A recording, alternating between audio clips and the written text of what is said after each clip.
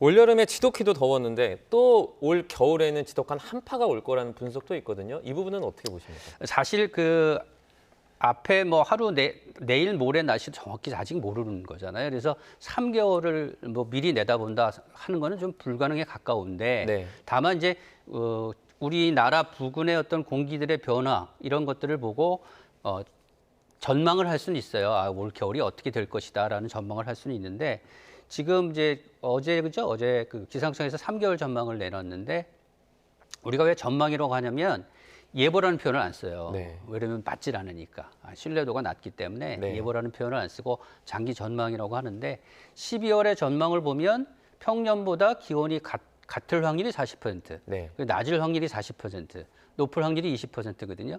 그러니까 같거나 낮을 확률이 80%니까 12월은 좀 기온이 떨어질 것이다, 추울 것이다라고 예상을 할 수가 있는데 네. 이렇게 되면 올겨울은 초겨울부터 추운 거 아니야? 뭐 이름이 정말 올겨울 뭐 너무 추운 거 아니야? 이렇게 생각하실 수도 있어요. 근데 다만 제가 이제 지난 10년 기록을 좀 봤더니 그 겨울에 최저 기온이 기록된 달이 10년 중에서 네.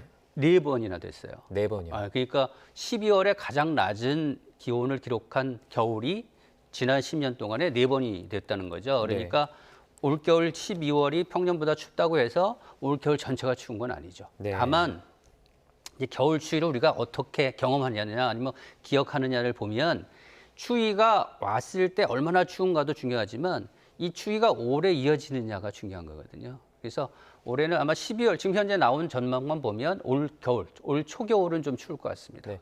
지금 일각에서는 지난 뭐 2021년, 2022년의 기록을 이제 거론을 하면서 올해 뭐 영하 18도까지 떨어질 수 있다라고 영하 하거든요. 18도의 추위는 사실 뭐 이례적인 건 아니고요. 네. 저희가 이제 날씨는 사실 금방 잊어버리거든요. 그러지 않으면 살기가 힘들잖아요. 더운 것도 빨리 잃어버리고 뭐 추운 것도 잊어버려야 되니까 아마 네. 여러분들이 기억하기는 어려우실 텐지만 보면 그러니까 지난해 1월에도 영하 17.3도 서울이 떨어진 적이 있고요.